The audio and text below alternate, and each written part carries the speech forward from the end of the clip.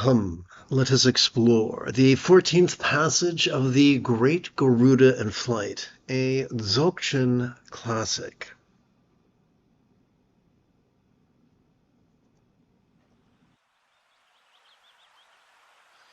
Together, let us recite Let us reluctantly recite that which was composed by Prahevajra so many centuries ago in the Swat Valley of what was then known as Odiyana, but is now known as Pakistan. Together. And of course,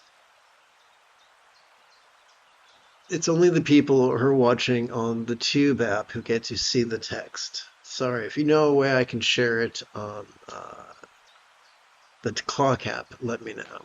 So here we go. Unmoving, there is nothing to be found within pristine awareness. It is not an object that one can get attached to or that can be apprehended.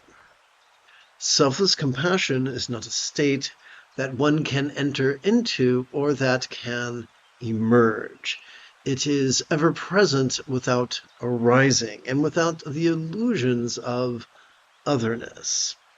Okay, what I'd like to do, my intention is to transform this from sounding like a pseudo-spiritual word salad into something that actually makes sense, something that we can actually apply to our daily meditation practice. And take a moment to check for questions. Okay, here we go. We begin with the idea of pristine awareness. This is going to require, if this is your first time hanging out with me, we're going to start with a spot of review. To answer the musical question, what is pristine awareness? Whoops. I'm going to, first from my friends on the Tube app, I'm going to access a visual aid.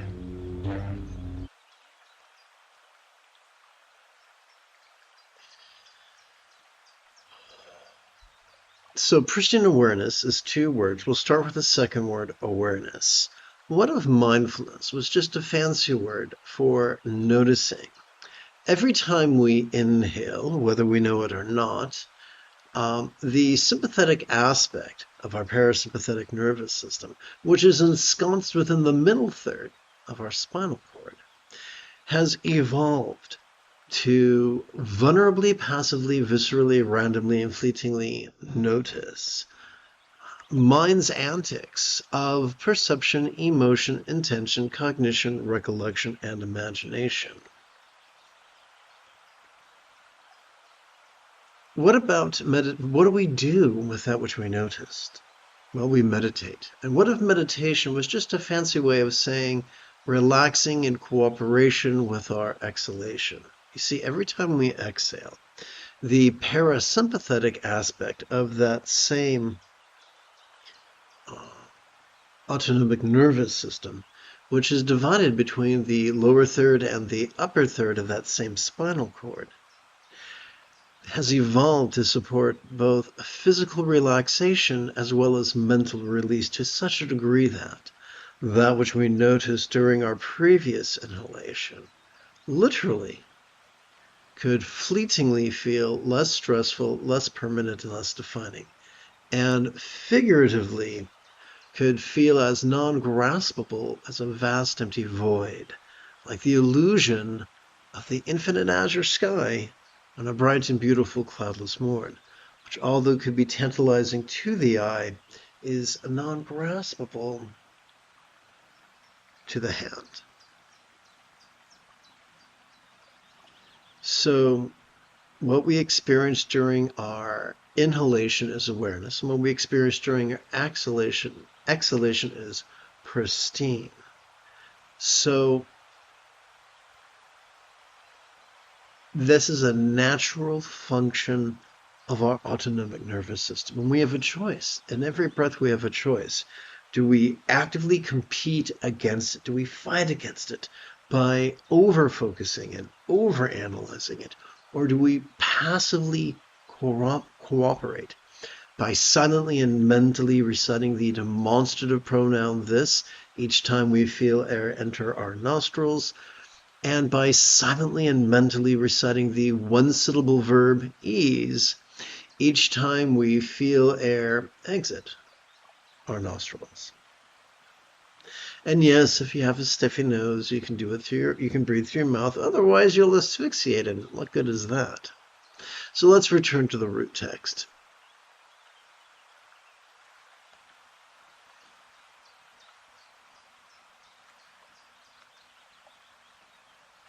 Unmoving, there is nothing to be found within pristine awareness. So what does that mean?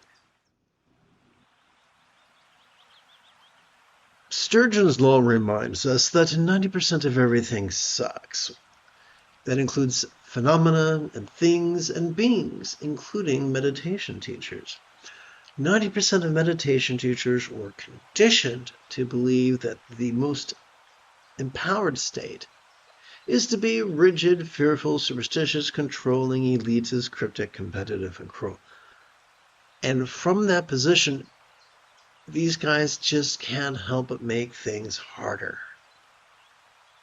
But the path is so simple that in the penultimate passage of the Satipatthana Sutta, the Buddha taught that one could master his path in as little as 7 days. Not special people, not at a special time, anybody, anywhere. The path is easy. We don't have to actively look for something. That's the opposite of noticing vulnerably, passively, viscerally, randomly, and fleetingly. All we got to do is passively notice whatever comes up. It's like playing whack-a-mole at Chuck E. Cheese. We'll notice whatever comes up, whether that which comes up is external or internal, physical or mental, pleasurable or painful, interesting or boring, glorious or grotesque. The act of noticing and relaxing in harmony with our inhalations and exhalations is nothing special. It's what we're wired to do. If you've had the good fortune to live with a kitty cat or two, and you've noticed that sometimes they will sit up and just stare into space, and with their eyes closed, with a facial expression of complete contentment, we are wired for that. And we have more of a forehead than a kitty cat. We can really rock this thing. We don't have to be attached to mindfulness and meditation. We don't have to meditate for 12 hours a day. We don't have to sit in something as uncomfortable as the full lotus position. We can sit as comfortably as we want, or we can lie down and practice, or we can practice while we're walking around the block. We don't have to be rigid. We don't have to be superstitious. We can practice this. We can practice this while making love if you want to.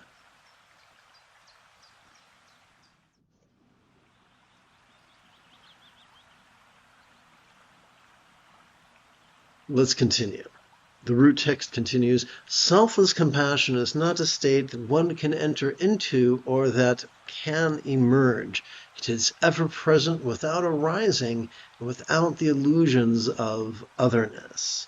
So this is continuing the momentum established in last night's root text. And so for my friends on the Tube app, I'm going to once again switch to a visual aid. Let's see, let's tap button 9.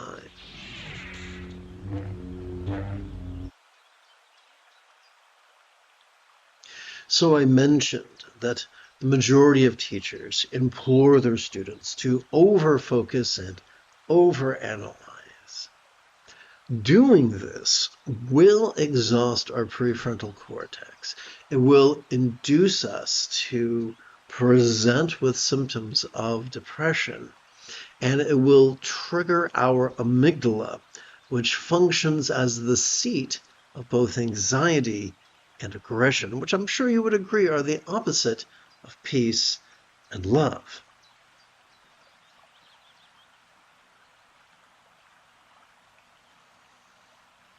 Fortunately, there's an easy antidote. Every time we cooperate with the sympathetic and parasympathetic aspects of our autonomic nervous system, which the ancients refer to as our Buddha nature, every time we do this, we calm the anxiety and aggression of our amygdala, and we gently stimulate the anterior cingulate gyrus, which functions as the hub of our mirror neurons, the seat of empathy, which is the root of both compassion and love. The late Tulku Thondup insisted that the highest love was spontaneous and uncontrived. The more we notice and relax in harmony with our inhalations and our exhalations, the more spontaneously we'll experience compassion. Now, compassion here is less of an emotion and more of an intention. So what I mean is that we just begin to automatically practice kindness without thinking about it, without worrying about what we're feeling. Consider it this way. What if enlightenment was nothing more than getting so good at the Buddha's Eightfold Path that we practiced it spontaneously, habitually, easily, and effectively?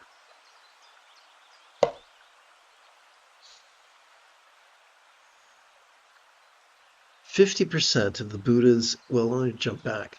The seventh and eighth folds of the Buddha's Eightfold Path are the mindfulness and meditation that we've been talking about this morning. Now, here's something really cool. The more we practice mindfulness and meditation, the more we spontaneously and automatically practice the remaining six folds of the Buddha's Eightfold Path. The more we spontaneously notice change, the more we spontaneously experience our choices and our utterances and our deeds flowing not from scatteredness, not from contrivance, but from a spontaneity that is centered. 50% of the Buddha's Eightfold Path pertains to loving kindness. Kindness of intention, kindness of communication, kindness of behavior, and kindness of commerce. The more we notice and relax in harmony with our breathing, the more we can help but be kind. Someone might annoy the hell out of you, and you'll still have an impulse to be kind, regardless of what you might feel. You might feel genuinely annoyed, but you still will feel a kind impulse. That's the power of authenticity. In fundamentalism, we're taught to fake it. Don't really let your sincere emotions dance across your face. Don't let your authentic words tumble out of your mouth. No.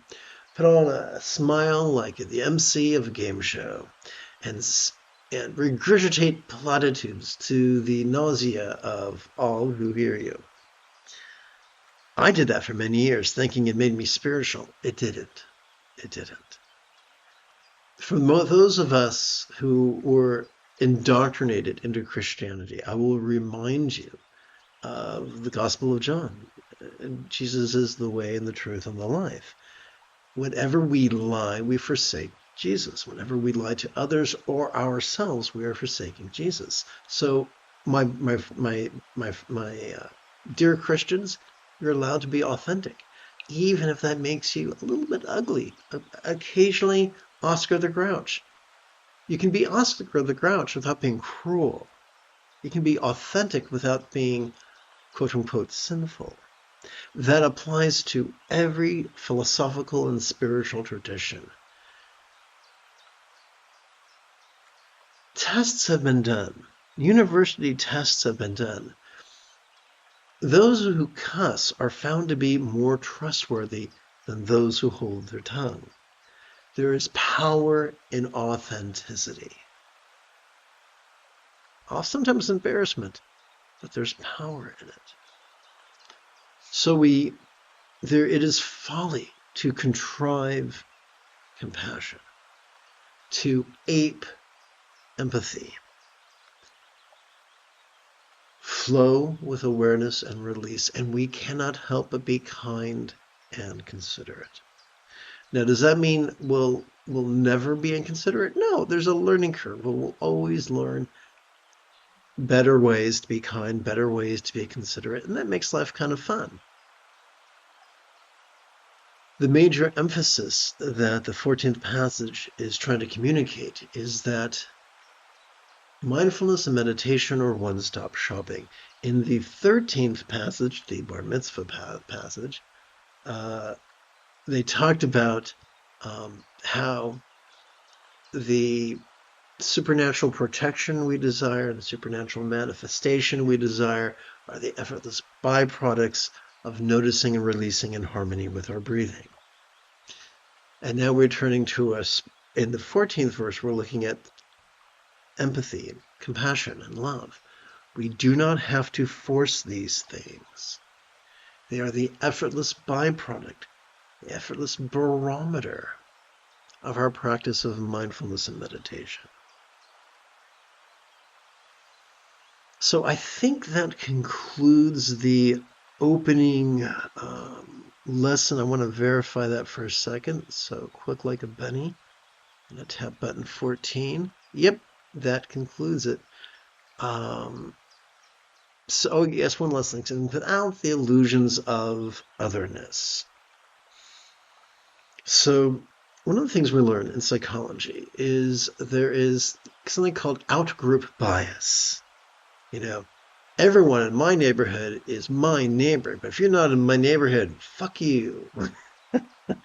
Everybody who looks like me is my brother, and everyone who doesn't look like me, go to hell. Okay, that's out-group bias. It is a cognitive bias. It is a universal phenomena, but it's not great. It's not great at all. The solution to this is mindfulness and meditation. And we can be, the daughter or the son of the Grand Dragon of the KKK, but if we just cooperate with our autonomic nervous system, we can't help but experience empathy and kindness for everybody, no matter who our parents hate. Having completed the opening lesson, it's time for us to now shift gears. It is Yoda Monday morning. Come, let us meditate like a Jedi after approximately 30 seconds of housekeeping. This is the Dzogchen Sunday Lama Jigme Gyatso of the Buddha Joy Meditation School.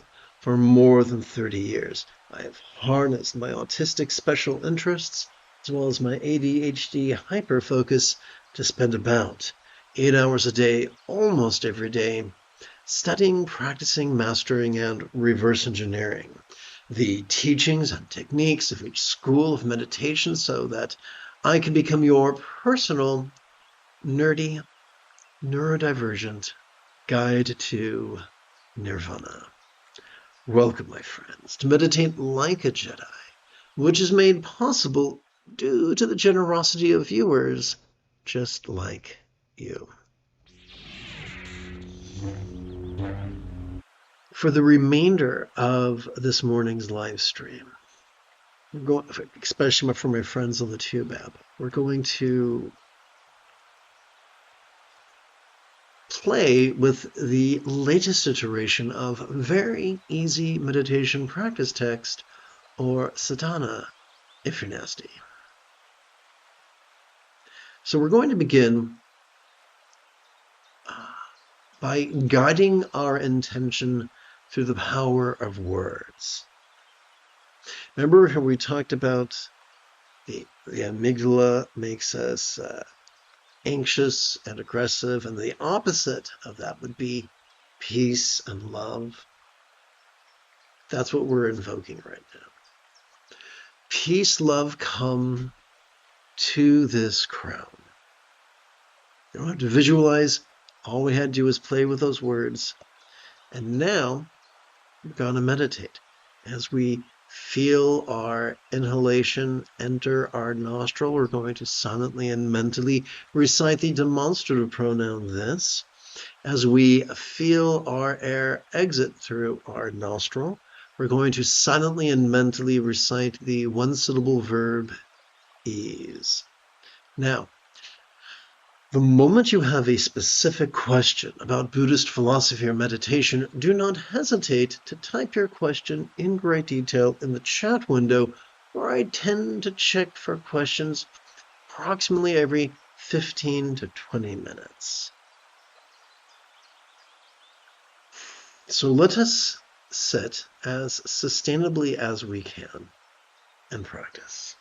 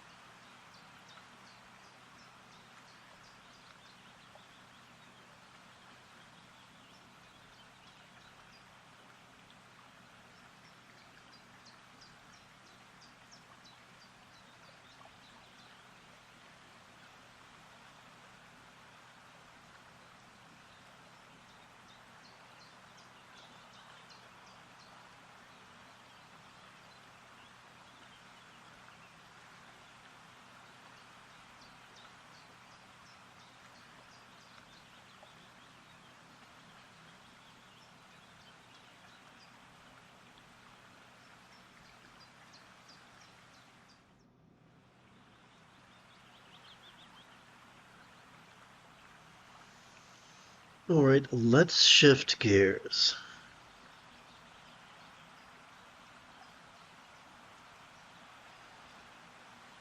Each time we feel our chest swell, let us silently and mentally recite the demonstrative pronoun this.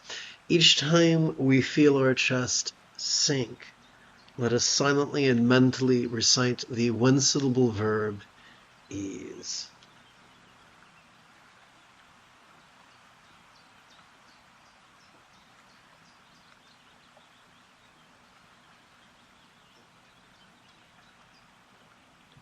And if you are comfortable with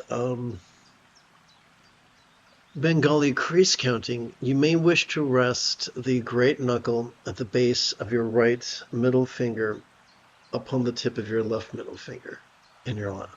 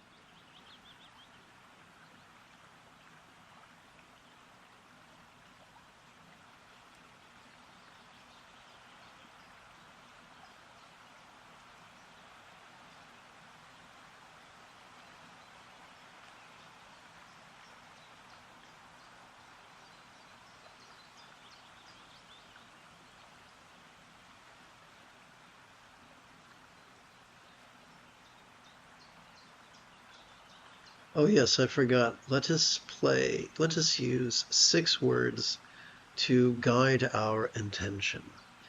Peace, love, blend with this mind.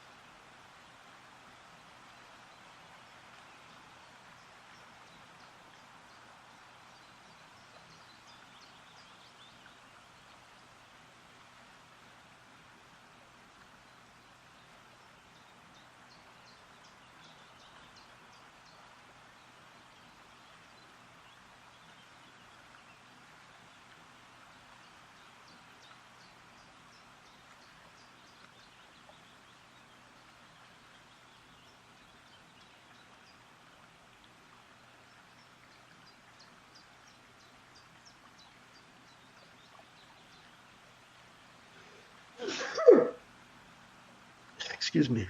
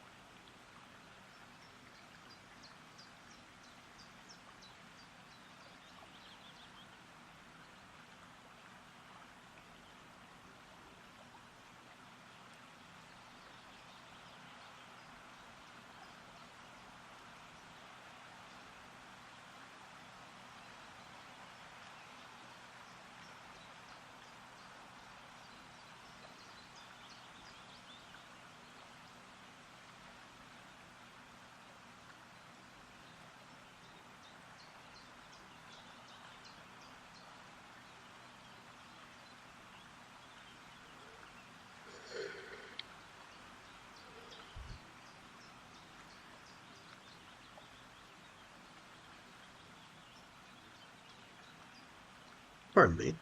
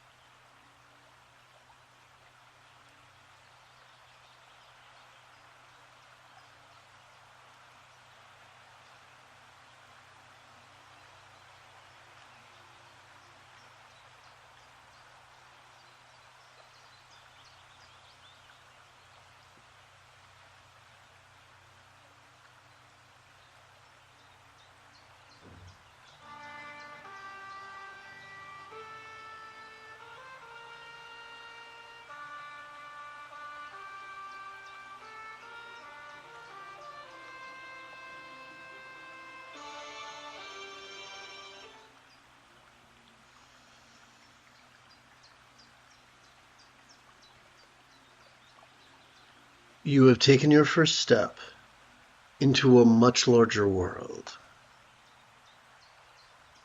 If you feel that I have earned it, you could give this live stream a thumbs up. You could even help support this channel. In approximately 11 hours, I would very much like to return to lead today's evening meditation class as well as group practice. And if you are as geeky as me, may the Force be with you always.